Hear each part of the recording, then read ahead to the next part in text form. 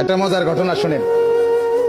হযরত ওমর রাদিয়াল্লাহু তাআলা আনহু একদিন নবীজি সাল্লাল্লাহু আলাইহি ওয়াসাল্লামের কামরায়, হুজরায়, ঘরে গেছেন। আমি নিজে আরবি কিতাবে পড়ছি, আজ-জুহাদু মিআতুন, এই কিতাবে গিয়ে দেখে আল্লাহ নবী সাল্লাল্লাহু আলাইহি ওয়াসাল্লাম চাটাইয়ের মধ্যে শোয়া, শুধু চাটাইয়ের উপরে, এই চাটাই, মাথার নিচে একটা খেজুরের ছাল দিয়ে বানানো ছোট্ট বালিশ।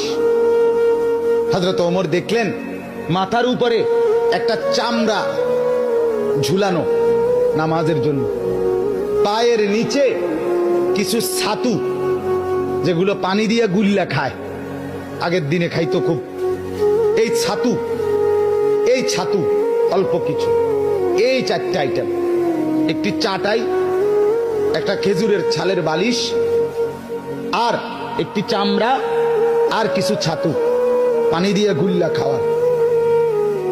নবীজি সাল্লাল্লাহু আলাইহি ওয়াসাল্লাম হযরত ওমর দেখলেন ওয়াকাদ আসসারা ফি জামবিহি, নবীজির পুরা দেহের মধ্যে দাগ দাগ, চাটাইয়ের দাগ দাগ পড়ে গেছে। যেহেতু আল্লাহ নবী সাল্লাল্লাহু আলাইহি ওয়াসাল্লাম কায়নাতের সর্বশ্রেষ্ঠ সুন্দর ছিলেন, কাজে দাগ তো পড়বেই। এই পবিত্র সুন্দর চেহারায়, শরীরে দাগ পড়ে গেছে চাটাই। হাদিসে আছে হযরত ওমর রাদিয়াল্লাহু তাআলা আনহু সাথে সাথে কাঁদতে শুরু করলেন। আল্লাহ নবী সাল্লাল্লাহু আলাইহি ওয়াসাল্লাম বললেন, মা ইয়াবকিকা ইয়া ওমর, ওমর তোমাকে কে কাঁদালো, কাঁদতেছো কেন?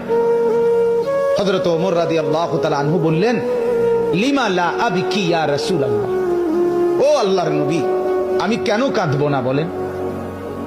আমি কাঁদবো না কেন?